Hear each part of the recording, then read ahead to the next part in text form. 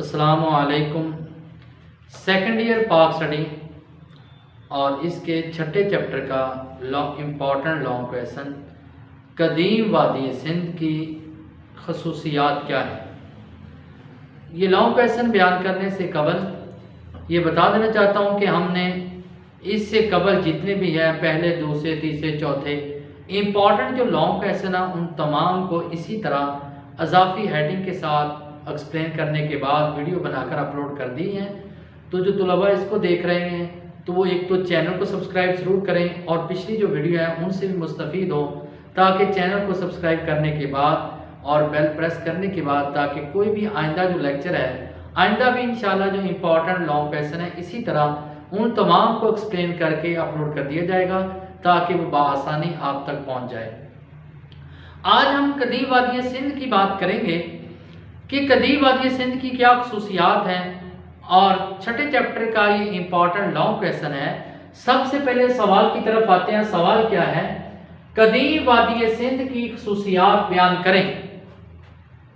Feature of ancient Indus valley کہ قدیم وادی سندھ کی کیا خصوصیات ہیں۔ سب سے پہلے وادی سندھ کا مفہوم، the meaning of the Indus valley, سب سے پہلے اس کا مفہوم یعنی اس کے معنی کو، مطلب کو بیان کرنا ہے۔ دریائے سندھ اور اس کے معاون دریا جس وسیع علاقے کو سیراب کرتے ہیں اس کو وادی سندھ کہلاتا ہے، اور وادی سندھ آج سے تقریباً ان دو علاقوں کی ہم بات کریں گے، ان دو شہروں کی بات کریں گے۔ یاد رکھیے گا یہ امپورٹنٹ MCQs ہے، جو آج سے 5000 سال پہلے آباد ہوا اور 2500 سال پہلے اس کو تباہ ہوا۔ اب اس کے بعد سیکنڈ ہیڈنگ بنانی ہے۔ سیکنڈ پیرے میں سر جان مارشل کا کردار، the role of sir John Marshall, کہ اس کا کیا کردار ہے۔ 1922 میں اس نے شہر لاڑکانہ، صوبہ سندھ میں شہر لاڑکانہ، اس سے 27 کلومیٹر کے فاصلے پر موہنجو داڑو ہے۔ موہنجو داڑو کا لفظی معنی ہے مردوں کا شہر، تو لہٰذا یہاں پہ اس نے کھدائی کروائی، اور اسی طرح صوبہ پنجاب کا شہر ساہیوال، اور اس سے 24 کلومیٹر فاصلے پر ہڑپا ہے۔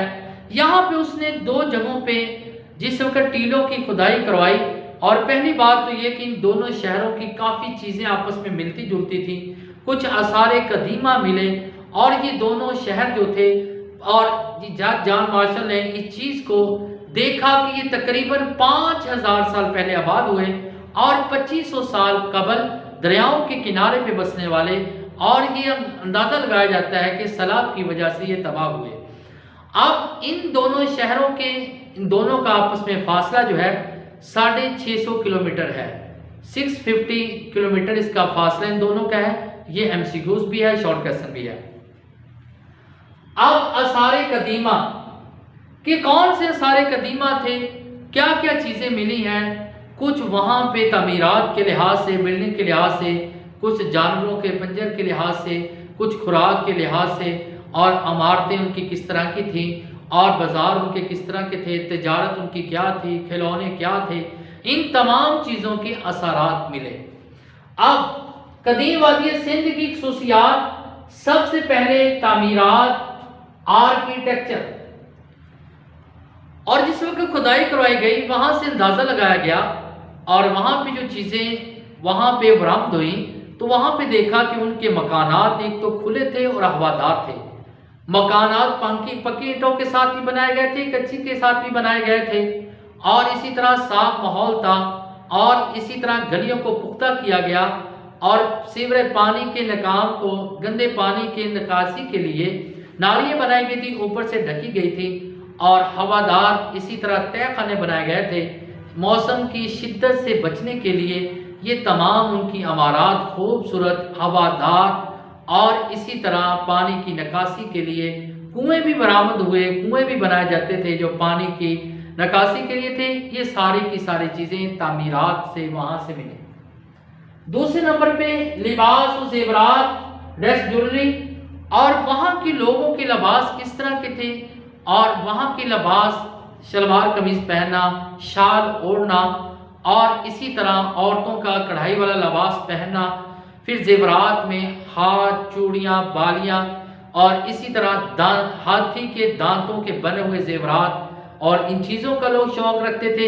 یہ چیزیں وہاں سے ملی. کھلونے، کھلونے جو تھے مٹی سے بنائے گئے تھے. مٹی کے کھلونے بنائے گئے جن کو بچے کھیلا کرتے تھے. وہ گھوڑا ہے، رتھ ہے، اور یہ سارے کے سارے کھلونے، اور کچھ ان کی تصاویر جو تھی دیواروں سے ملی ہوئی، تاکہ پتہ چلے کہ یہ چیزیں اس وقت پائی جا رہی تھی. روزمرہ کی گھریلو اشیاء جو گھروں میں استعمال کی جاتی تھی، گھروں میں زیادہ تر برتن جو تھے مٹی کے بنائے ہوئے برتن تھے. اسی طرح تانبے اور کانسی کے برتن تھے، جو مہمان نوازی، اعلیٰ کوالٹی کے برتن جن کے ساتھ مہمان نوازی کی جاتی.